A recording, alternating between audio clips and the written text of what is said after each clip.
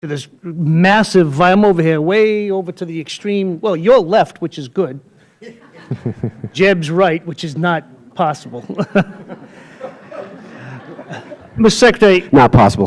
Not possible. Not desirable by either one of us, either. This 2% deal. As I read the law, there are two requirements that we have set forth when you go below that 2% reserve fund. One of them is that you endeavor to get back to the 2%. Endeavor, a word that Congress picked, not you.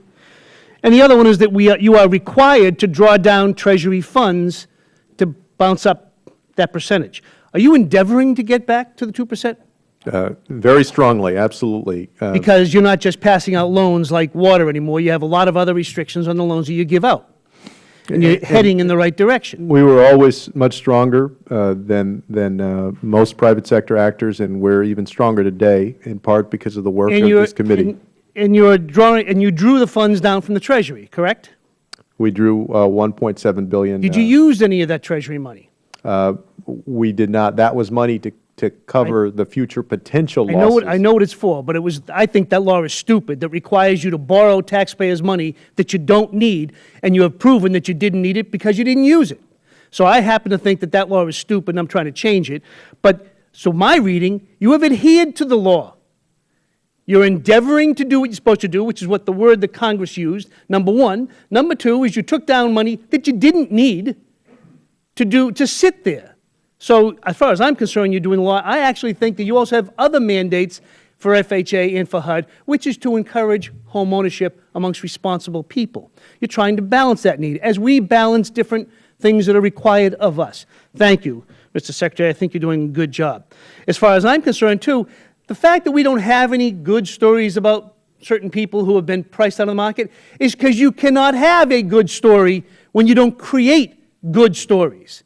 You are trying to create that good story. According to Moody's, which is not known as a liberal bastion of thinking or policy, they say that this 0.5% cut will open up at least 60,000 more people to buy a home.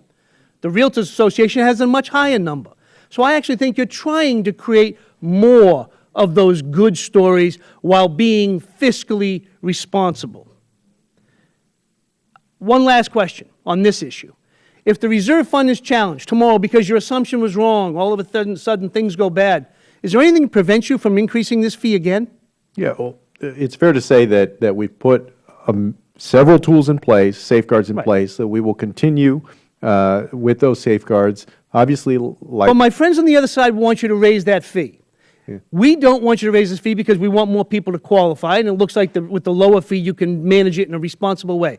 If I'm wrong, if you are wrong, and by lowering the fee somehow you put the fund in jeopardy, is there anything that prevents you from increasing the fee tomorrow? There's nothing that prevents that. That is one tool in the toolbox, and we'll continue like so you could do exactly what they want to do if you were forced to do it because we were wrong. Nothing is jeopardized.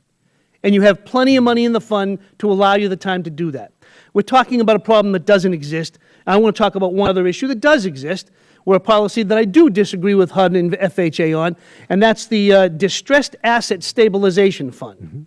Right now, as I understand it, for those properties that you are forced to take, you basically sell them to the highest bidder, and the highest bidder has no interest and no knowledge where these properties are. They're simply buying paper.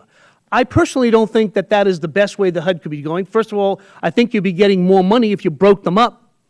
Individual properties to individual consumers are worth more to one than it is to one consumer who's there to make profits, and you would be helping stabilize neighborhoods because those individuals or those community groups would care about those communities they would do. And I would strongly encourage, Mr. Secretary, as your next step, to break that monopoly up. I'm not here to enrich or to not enrich the Lone Star Fund, which bought thousands of properties recently and don't know where Somerville, Massachusetts is.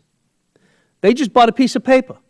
I would much prefer that those distressed properties in my district be offered to the highest bidder on an individualized or at least a small lot process, preferably to community organizations whose responsibilities are to create affordable home ownership and to build communities. I think you can make more money, and I think you could service our communities better if you took a more mayoral approach toward this as opposed to a macroeconomic approach. I know it's a different issue than you came in to talk about, but I want to get my 2 cents in since I think you're doing a great job in the FHA. No, thank you very much, Representative. Let me just say I look forward to following up with you and with your staff. We have heard concerns about the DAS program. One of those has been, for instance, from nonprofits who would like to be able to participate and perhaps they feel a keener eye toward neighborhood revitalization.